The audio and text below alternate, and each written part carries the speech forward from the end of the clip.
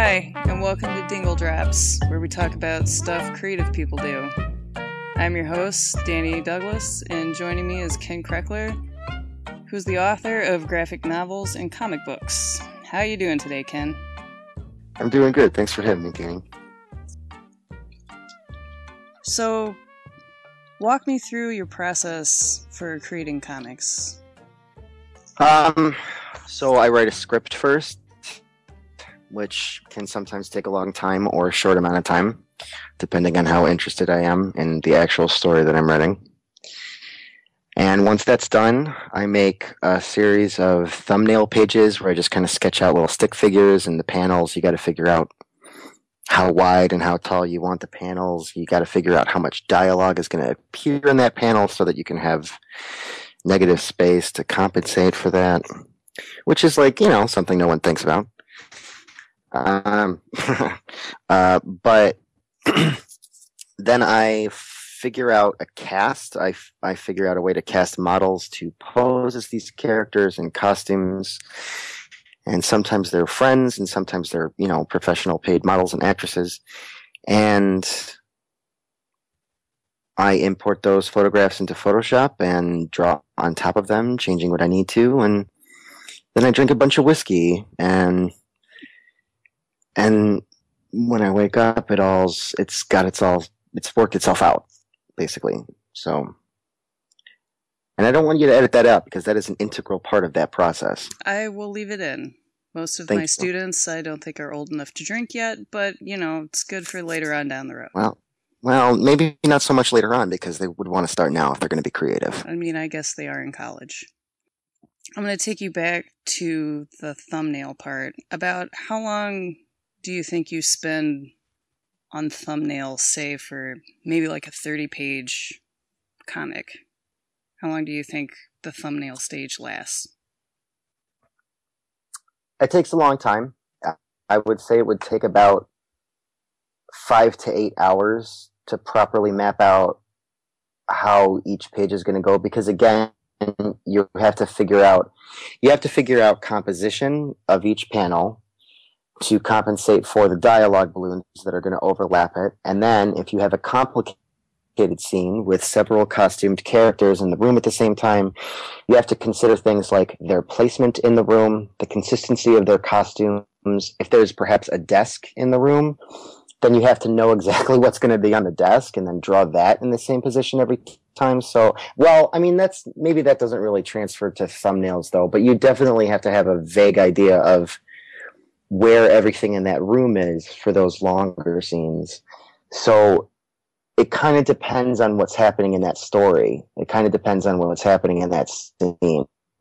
People flying around in capes in the sky, that's easy to map out, but 2 or 3 pages of a simple conversation in an office is a lot more difficult. So to do a whole 30-page comic, I would say maybe on average about 5 to 8 hours. So composition, can we go back to the composition for a minute? You've mentioned it a couple of times. So there's a reason why you feel a certain feeling when you watch Breaking Bad as opposed to when you watch Law and Order. Law and Order delivers no thought to its cinematic composition at all. It's over-the-shoulder shots of people talking to each other and then wide shots when there's some sort of action happening. Breaking Bad or Lost does a great job of using images on the screen to convey different feelings. It's why you care about one thing and not about the other thing. So, for example, if you're doing a comic book and you're giving thought to composition, you might have a couple of different kinds of scenes. You might have a scene with superhero characters doing very dramatic things. Maybe there's a big reveal in the story, like I am your father or something like that. And so it would make sense to have dramatic angles and close-ups and foreshortening in your composition, and that can make you feel that drama that's there in that story, in that moment. But then, and you'll see this in a lot of comic books, like more mainstream comic books, you'll have like a 2 or 3 page scene of 2 guys in a coffee shop talking to each other, and you have all these crazy angles with, the cup and all this. Oh, look at that. Look at the way he's gripping that cup of coffee as he talks about the license plate he discovered. And it doesn't make any sense because if you use dramatic angles all the time, then the point of those dramatic angles is then neutralized. It doesn't have the same effect that it should, and you have to know when to use composition correctly. If you don't, and again, I'm only speaking from graphic novels. Fine art and portraits and abstract art is a totally different thing. But when it comes to telling a story with comic books, you have to know how to do that stuff right. Grand Theft Auto 4 has really good cutscenes. It feels like you're watching a movie. It's cool. And it's done with motion capture, but the camera moves and it's nice. And then you compare it to this fucking Assassin's Creed. Am I allowed to say fuck on this show? I'm saying fuck on this show. That's fine. It's college, so who cares? You've got Assassin's Creed, where it's two figures standing in a room. The camera angle doesn't change. It looks like a goddamn security camera in Renaissance Italy. And the guy's just standing there, and then they just deliver minutes of expositional dialogue that I am bored to fuck with. So, so that's one way to make me not give a shit about anything that's going on in the game, is to do something like that, which is to not utilize composition or cinematography or script writing correctly. Don't laugh. I'm not it's not a bad laugh. So, would you say that your process for comics is comparable to the process you use to do client work? No. No, I would not. The client work I do is usually for... Well, maybe I take that back. It depends. Most of the time, clients don't ask me to do straight-up illustrations like the kind that I do. Recently, somebody did, and that was really cool. So it was actually, in fact, exactly the same process in that instance, but most of the time clients ask me to do websites or logos or things in a different style for them. And even when they don't, even when they ask me to do stuff that is done exactly how I would normally do it, in my style, how I like to do it, it's not really mine. It's not my idea. For example, the last thing I was asked to do was a really good job with some really cool people who were totally fine with letting me have as much freedom as I wanted with my artistic style. And the point of it was to sell a spray that protects sneakers from, I guess, scuffing, which I thought was what a shoe was, to protect your foot. But, so apparently we've evolved to that point in our lives as mankind where we need a spray to protect our shoes. So I did these, neat looking illustrations to do this. But really when I'm doing that, I'm fulfilling somebody else's goal, And so I'm totally cool with getting the visual result, but the reason I'm getting that visual result is not mine to chase. So, what's it like to make money as a creative? I would not know that. But you do have client work. Oh, like you work at an advertising agency, do you not?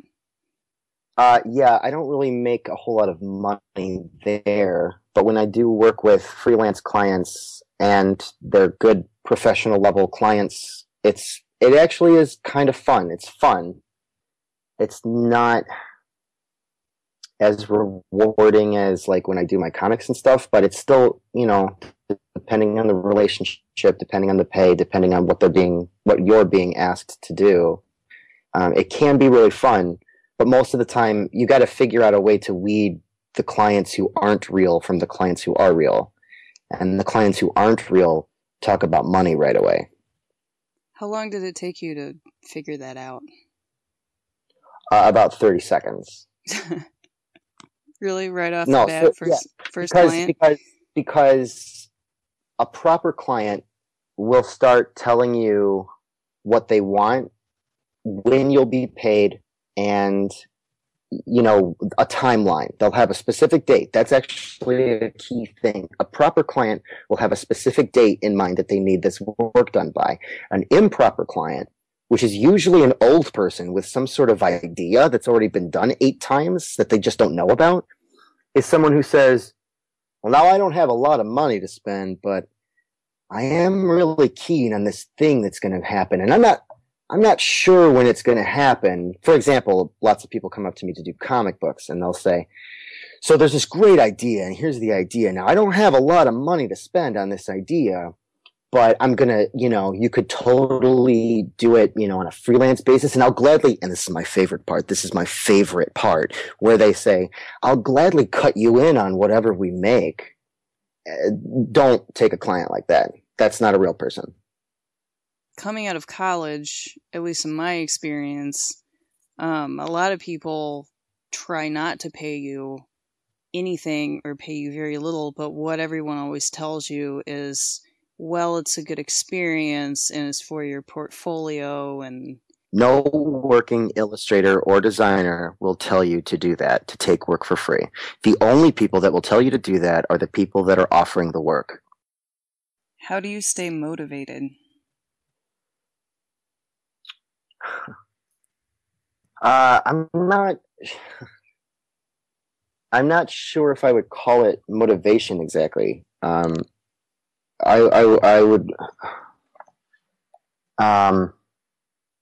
would call it an addiction. I started doing comics and stuff when I was pretty young, and I got my first big idea for a comic when I was 14, and I did that for a long time, and then I did that comic book, and I was fine.